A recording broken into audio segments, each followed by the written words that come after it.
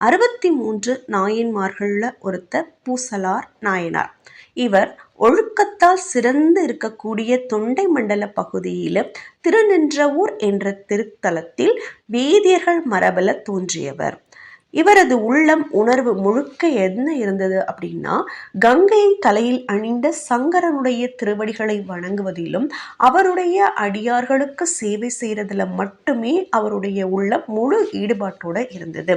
ஆகம வேத சாஸ்திர நெறிகளை கற்று தேர்ந்திருந்தார் பூசலார் நாயனார். பிறை அணிந்த பெருமானுக்கு தமது ஊர்ல ஒரு கோவில் கட்டணும் அப்படின்னு தன்னுடைய உள்ளத்துல நினைச்சாரு. ஆனா கோவில் கட்டுறதற்கான செல்வத்தை அவரால் திரட்ட முடியல. பூசலார் மனம் புண்பட்டு மிகவும் வருத்தப்பட்டாரு. என்னடா, இறைவனுக்கு ஒரு கோவில் கட்டுறதுக்கு நம்ம கையில பணம் இல்லையே அப்படின்னு சொல்லிட்டு ரொம்பவும் வருத்தப்பட்டுட்டு இருந்தாரு. அப்படியே செய்வது அறியாது அவர் அப்படியே உள்ளம் கலங்கி வருத்தப்பட்டுட்டு இருக்கும்போது